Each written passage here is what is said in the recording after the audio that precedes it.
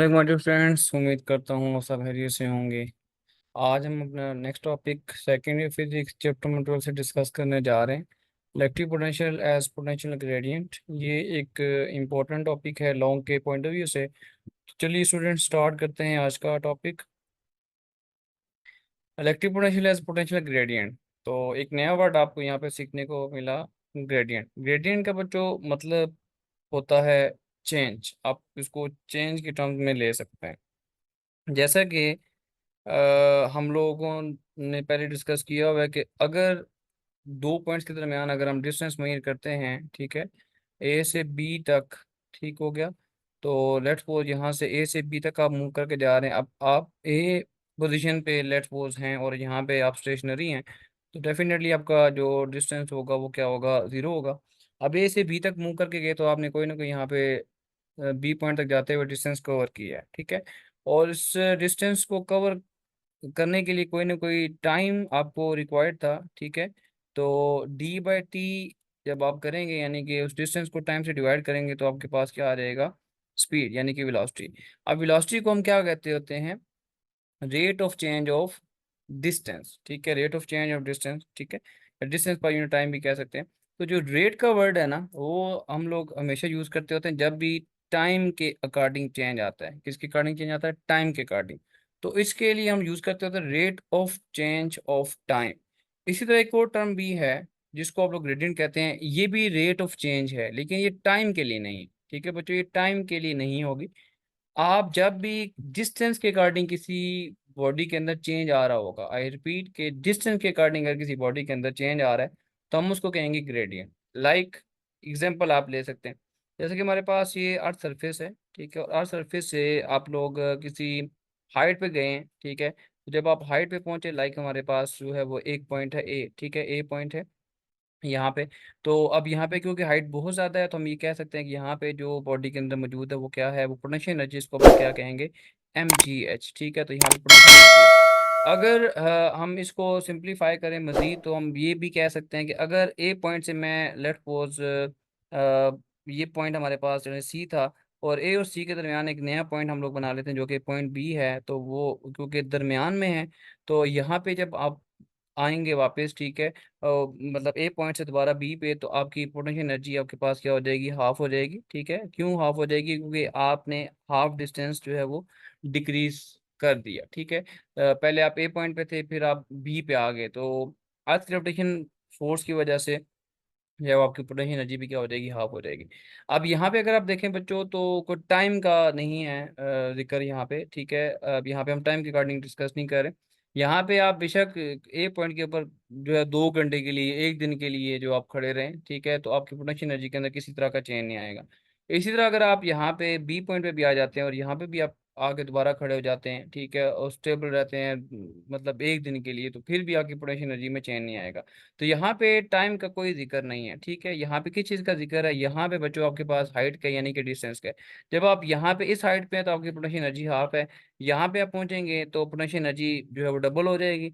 अब अगर ए पॉइंट से आप मजीद बच्चों ऊपर जाते हैं किसी नए पॉइंट के ऊपर, तो आपकी पोटेंशियल एनर्जी में मजीद इंक्रीज आएगा। लेकिन वो टाइम की वजह से नहीं होगा, वो होगा बच्चों आपका डिस्टेंस की वजह से या हाइट की वजह से, ठीक है। तो हम इस चीज़ को कहते हैं ग्रेडियंट, कि जब आपका एनर्जी में चेंज किसी अ, किसी भी तरह का चेंज जब अगर आप किसी बॉडी में आता है विद रिस्पेक्ट टू डिस्टेंस, तो हम उसको जो है वो क्या कहेंगे, वो पोटेंशियल ग्रेडियंट का कहेंगे, ठीक है। तो आई होप ये आपको पॉइंट समझ आ गया होगा कि जब एक तो होता है rate of change of time, time के साथ नहीं। अब हम सिर्फ किसकी बात करेंगे, डिस्टेंस के अकॉर्डिंग। अगर डिस्टेंस के अकॉर्डिंग एनर्जी में चेंज आ रहा है, ठीक है, तो हम उसको कहेंगे कि वो क्या है, वो पोटेंशियल ग्रेडियंट। ग्रेडियंट भी चेंज का ही नाम है, लेकिन अब इसमें क्या होगा कि ये आपका होगा विद रिस्पेक्ट टू डिस्टेंस, ठीक है, विद रिस्पेक्ट टू डिस्टेंस। तो ये विद रिस्पेक्ट टू डिस्टेंस आ जाएगा बच्चों। तो विद रिस्पेक्ट टू डिस्टेंस अगर किसी बॉडी में चेंज आता है, तो हम उसको कह सकते हैं कि वो क्या है, वो पोटेंशियल ग्रेडियंट है। तो चलिए इसको स्टार्ट करते हैं। सबसे पहले मैं डेफिनेशन आपके सामने शो करता हूँ, इसको हम एंड फिर रिपीट करेंगे, मजीद आपको क्लियर हो जाएगी। The potential gradient is defined as, तो हम इसको ऐसे डिफाइन करेंगे, as the rate of change. आपने अभी पढ़ा थोड़ी देर पहले कि चेंज की बात होगी, रेट ऑफ चेंज, लेकिन of electric potential with respect to distance. तो ये बड़ा एक इंपॉर्टेंट पॉइंट है कि अगर किसी बॉडी के अंदर उसके इलेक्ट्रिक पोटेंशियल में चेंज आ रहा है, किसके अकॉर्डिंग, डिस्टेंस के अकॉर्डिंग, तो हम उसको कहेंगे वो क्या है, वो उसका पोटेंशियल ग्रेडियंट है। होपफुली ये पॉइंट आपको समझ में आ गया होगा। तो हम ये टॉपिक क्यों पढ़ने जा रहे हैं, तो इसका ये भी माइंड में आता होगा कि हम इस टॉपिक का बेसिक क्या पर्पज होगा पढ़ने का। तो बच्चों याद रखें, to find the relation between, ठीक है, electric field and potential difference. अगर आपने इलेक्ट्रिक फील्ड और पोटेंशियल डिफरेंस के दरमियान में रिलेशन फाइंड करना है कि दोनों के दरमियान में क्या रिलेशन है, आई रिपीट, इलेक्ट्रिक फील्ड और पोटेंशियल डिफरेंस के दरमियान में क्या रिलेशन है, उसको फाइंड करने के लिए आप इस टॉपिक को डिस्कस करेंगे। ठीक है, तो आप एंड पे देखेंगे जो रिलेशन आएगा वो electric intensity, sorry electric field और पोटेंशियल डिफरेंस के दरमियान में ही होगा। उसके बाद अगर हम स्ट्रेंथ की बात करें इलेक्ट्रिक फील्ड की, तो वो किसके ऊपर डिपेंड करती है? Strength of electric field depends on how fast potential energy change. जितना पोटेंशियल एनर्जी में ज़्यादा चेंज आएगा, आपकी इलेक्ट्रिक फील्ड इंटेंसिटी उतनी ही क्या होगी, चेंज होगी। वो इंक्रीज भी हो सकती है, वो डिक्रीज भी हो सकती है, वो डिपेंड करता है कि पोटेंशियल एनर्जी में कितना बच्चों चेंज आ रहा है। ठीक है, होपफुली यहाँ तक आपको समझ आ गया होगा। तो बच्चों जो रिलेशन हमने डिराइव करना है वो ये है, E is equal to delta V divided by D. ठीक है, is equal to delta V divided by D. E आपके पास इलेक्ट्रिक फील्ड आ गया, डेल्टा वी पोटेंशियल आ गया, ठीक है, और डी आपके पास डिस्टेंस है। इस रिलेशन को हमें ड्राइव करना है। तो चलिए इसको स्टार्ट करते हैं। सबसे पहले एक्सप्रेशन की बात करते हैं। हमारे पास, हम लोग एज्यूम करेंगे कि हमारे पास एक बी प्लेट एज्यूम कर लें, एक आपके पास ए प्लेट है, इन दोनों में कोई ना कोई डिस्टेंस है जिसको हम लोगों ने यहाँ से किसे रिप्रेजेंट किया हुआ डी से। ठीक है, अब बी जो है वो पॉजिटिव चार्ज है और डी ए जो है वो नेगेटिव चार्ज है। तो इलेक्ट्रिफिकेशन क्या होगी, पॉजिटिव से नेगेटिव वाली साइड पे। प्रीवियस लेक्चर में हम ये बात डिटेल में कर चुके हैं। ठीक है, अगर मैं यहाँ पे एक पॉजिटिव चार्ज क्यू को रखता हूँ, ठीक है, तो डेफिनेटली पॉजिटिव जो है वो नेगेटिव की तरफ अट्रैक्ट होगा। अगर मैंने पॉजिटिव को दोबारा हाई पोटेंशियल पे लेके जाना है, यानी कि यहाँ पे है अब, क्योंकि पॉजिटिव जो पोटेंशियल होता है वो हमेशा हम लोग उसको अज्यूम करते हैं हाई पोटेंशियल, और नेगेटिव हमारे पास आता है लो पोटेंशियल। ठीक है, लो से हाई पे जाना है, ठीक है, लो पोटेंशियल से हाई पोटेंशियल पे जाना है, तो आपको हमेशा क्या लगानी पड़ती है, फोर्स लगानी पड़ती है। अब आप एक ऊपर फोर्स लगा रहे हैं, ठीक है, जो आप लगा रहे हैं, जो आप लोग वर्क कर रहे हैं उसके ऊपर एक फोर्स नीचे से लग रही है, जो कि ये नेगेटिव चार्ज के ऊपर लगा है, जिसको इलेक्ट्रोस्टैटिक फोर्स कह सकते हैं। एक फोर्स नीचे से लग रही है, ठीक है, डाउनवर्ड। तो एक फोर्स नीचे लग रही है, एक फोर्स ऊपर लग रही है। ठीक है, ऊपर आप लगा रहे हैं और नीचे जो है वो नेगेटिव चार्ज लगा रहे हैं इसको। तो इसका मतलब क्या है, मैथमेटिकल डेरिवेशन की अगर हम बात करें सबसे पहले, तो आप लोगों ने क्या किया, इसके ऊपर वर्क किया। ठीक है, वर्क किया, क्योंकि आप जब इसके ऊपर ऊपर फोर्स लगा रहे हैं, तो ऊपर फोर्स लगाने के लिए आप जो है वो उसके साथ साथ डिस्टेंस कवर होना भी लाजमी है। तो एफ डॉट डी हम लोगों ने पढ़ा हुआ है क्या होता है, वर्क डन। ठीक है, तो आप वर्क डन कर रहे हैं किसके ऊपर, इस चार्ज के ऊपर, जो हम लोग यहाँ पे इसको अज्यूम कर लेते हैं क्यू नॉट है। ठीक है, तो work done per unit charge होता है बच्चों, हम लोगों ने पढ़ा हुआ क्या है, वो आपका इलेक्ट्रिक पोटेंशियल होगा। पोटेंशियल डिफरेंस भी आप इसको अज्यूम करते हैं, डेल्टा वी हमारे पास आ जाएगा। ठीक है, तो कितना वर्क होगा ये डिपेंड करता है क्या, इन दोनों के दरमियान में पोटेंशियल का डिफरेंस कितना है। जितना पोटेंशियल का डिफरेंस ज्यादा होगा, आपको उतना ही वर्क ज्यादा करना पड़ेगा। तो आई होप ये बात आपको समझ आ गई होगी।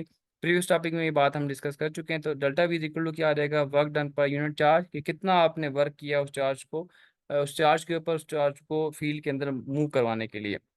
वर्क डन का फॉर्मूला पे जैसा कि मैंने आपको बताया कि एफ डॉट डी है। बच्चों इसको डब्ल्यू की जगह आप क्या पुट कर सकते हैं, एफ डॉट डी। ठीक है, तो यहाँ पे क्या आ गया, F dot D divided by Q not, और डॉट प्रोडक्ट है तो डेफिनेटली यहाँ पे कॉस थीटा आएगा, तो यहाँ पे क्या आ जाएगा, del V is equal to F D cos of theta. तो F D cos of theta हमारे पास यहाँ पे आ गया। अब जो चीज़ डिस्कस करनी वो ये है कि एंगल कितना होगा। ठीक है, तो अब हमें एंगल नहीं पता कि एंगल कितना, चलिए एंगल की बात कर लेते हैं। जैसे कि बच्चों भी मैंने आपको बताया कि आप फोर्स ऊपर लगा रहे हैं, ठीक है, यानी कि डिस्टेंस ऊपर कवर हो रहा है।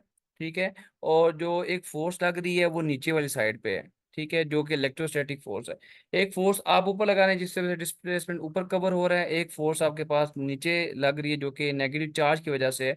तो इन दोनों में बच्चों जो एंगल बनेगा, एफ डॉट डी, एफ मतलब इलेक्ट्रोस्टैटिक फोर्स जो कि डाउनवर्ड लग रही है, और जो आप लगा रहे हैं फोर्स ऊपर, उसकी वजह से डिस्टेंस ऊपर कवर हो रहा है। तो इसमें जो एंगल बनेगा वो क्या होगा, वो 180 डिग्री होगा। ठीक है, क्योंकि आप जो है वो चार्ज को ऊपर मूव करवा रहे हैं, और एक फोर्स है वो किधर लग रही है, वो नीचे। ठीक है, तो फोर्स नीचे है, इलेक्ट्रोस्टैटिक फोर्स, डिस्टेंस ऊपर कवर हो रहा है, तो यहाँ पे आपके पास क्या आएगा, जो है वो 180 डिग्री का एंगल आएगा, क्योंकि एक स्ट्रेट लाइन का जो एंगल बच्चों बनता है स्ट्रेट लाइन का, ठीक है, वो कितना बनता है, वो 180 डिग्री आपका एंगल बनेगा। ठीक है, 180 डिग्री। तो अब यहाँ पे थीटा की जगह आप पुट कर देंगे आप लोग, cos 180 आ जाएगा, ठीक है। थीटा की जगह क्या आ गया, 180, ठीक है। तो 180 आएगा, तो 180 मतलब -1 होगा, cos 180 -1 होता है, तो यहाँ पे आपके पास -1 आ गया। अब माइनस पे जब इसे मल्टीप्लाई करेंगे तो बच्चों क्या आ जाएगा, del v is equal to minus F D divided by q naught. I repeat, del v is equal to minus F D divided by q not. ये इस इक्वेशन को हम लोग इक्वेशन 1 का नाम दे देते हैं, ठीक है। और हमें ये पता है, हम जानते हैं कि इलेक्ट्रिक फील्ड इंटेंसिटी जो होती है वो क्या होती है, F by q naught is equal to F by q naught. Previous topic में हम इसको डिस्कस कर भी चुके हैं। तो इज इक्वल टू क्या आ जाएगा, एफ बाई क्यू नॉट, ठीक है। और अगर हम एफ की वैल्यू यहाँ से निकालें, ठीक है बच्चों, यहाँ से मैं अगर एफ को रेंज करूँ तो एफ की वैल्यू क्या आ जाएगी, E into q naught. I repeat, F is equal to E into q naught, ठीक है। तो क्यू नॉट क्योंकि डिवाइड हो रहा है, इस साइड पे आके क्या हो जाएगा, मल्टीप्लाई हो जाएगा। तो ये आ जाएगा F is equal to E q naught. अब बच्चों आपने इसको इक्वेशन 1 में पुट कर देना है, इक्वेशन 1 में, यानी कि एफ की जगह, ये जो एफ है हमारे पास इक्वेशन 1 में, ठीक है, एफ की जगह आपने क्या पुट कर देना है, ई क्यू नॉट। तो ये इक्वेशन क्या बन जाएगी, del B is equal to minus E q naught divided by q naught into d, ठीक है। ये ई क्यू नॉट कहाँ से आया, ये इक्वेशन 1 में हम लोगों ने इस वैल्यू को पुट कर दिया, एफ की जगह हम लोगों ने क्या पुट कर दिया, ई क्यू नॉट, ठीक है। तो ई क्यू नॉट, अब क्यू नॉट से क्या हो जाएगा बच्चों, कैंसिल आउट हो जाएगा। पीछे रिमेनिंग क्या आ जाएगा, del V is equal to minus E T. Del V is equal to minus E T. मैं इसको सबसे पहले इरेज कर दूँ बाकी रफर को, ये हो गया इरेज। तो del V is equal to minus E D आ गया। अब बच्चों देखें तो अगर मुझे ई की वैल्यू चाहिए, ई की वैल्यू, तो डी इधर आके क्या हो जाएगा, डिवाइड, और दोनों तरफ माइनस से मल्टीप्लाई करें तो माइनस माइनस प्लस हो जाएगा, और यहाँ पे क्या आ जाएगा, माइनस। तो ये बच्चों आप लोगों ने रिलेशन क्या कर लिया, यहाँ पे ड्राइव कर लिया। और अगर आप देखें यहाँ पे कि जो है ये जो हम लोगों ने स्टार्ट में लिखा था, यही रिलेशन हम लोगों ने लिखा था, इसी को हम लोगों ने क्या करना था, डिराइव करना था, ठीक है। तो ये आपका आ गया फॉर्मूला। अब जो है वो आपके पास ई की वैल्यू उतनी ही ज़्यादा होगी जितना आपके पास डिस्टेंस क्या होगा, कम होगा, ठीक है। और ये आपका जो फॉर्मूला है ना, ये क्या होगा, ये फॉर्मूला आपके पास वैलिड है मिनिमम और स्मॉलेस्ट डिस्टेंस के लिए। ये फॉर्मूला आपका वैलिड है जब आपका जो है डिस्टेंस बहुत स्मॉल हो, ठीक है, या मिनिमम हो। ये बात आपने याद रखनी है। The quantity delta V divided by R, delta R gives maximum rate of change of electric potential with respect to distance, ठीक है। तो डेल्टा वी बाई आर क्या बताता है, rate of change of potential with respect to distance, ठीक है। क्योंकि हम लोग पीछे पढ़ के आए हैं, जहाँ पे भी रेट हमने वर्ड यूज़ किया वो टाइम के लिए यूज़ किया, लेकिन आज हम लोगों ने सीखा कि जो हर जगह पे रेट का मतलब टाइम ही नहीं होता। जब आप लोग पोटेंशियल ग्रेडियंट की बात करेंगे, ठीक है, तो उसमें फिर आपका जो है वो जो होगा पोटेंशियल में चेंज, वो विद रिस्पेक्ट टू क्या आएगा, डिस्टेंस आएगा। होपफुली ये पॉइंट समझ आ गया आपको। Delta we by delta R का तो मैंने मतलब बता दिया, लेकिन माइनस को मैंने अभी डिस्कस नहीं किया, तो माइनस को भी बेटा डिस्कस करते हैं अभी हम लोग। तो कंक्लूजन हम लोगों ने इसमें से क्या निकाली, कंक्लूजन पहले डिस्कस कर लें। Electric intensity is equal to, ये इलेक्ट्रिक फील्ड इंटेंसिटी जो है, ठीक है, इलेक्ट्रिक इंटेंसिटी जो है वो क्या है, इक्वल टू नेगेटिव, नेगेटिव यहाँ पे देख सकते हैं नेगेटिव लिखा हुआ है, negative of gradient of potential with respect to distance, ठीक है। ग्रेडियंट मतलब with respect, change of potential with respect to distance. ये हमने इसमें कंक्लूड किया कि इलेक्ट्रिक फील्ड जो इंटेंसिटी आएगी वो किसके इक्वल होगी, negative of rate of change of potential difference with respect to time, ठीक है। ये आप लोग इसमें से कह सकते हैं। अब आते हैं नेगेटिव साइन की तरफ, जो कि बहुत ही इंपॉर्टेंट पॉइंट है आपका, कि नेगेटिव साइन का मतलब क्या है। जैसा कि बच्चों आप देख सकते हैं कि हम लोग ने चार्ज को मूव करवाया।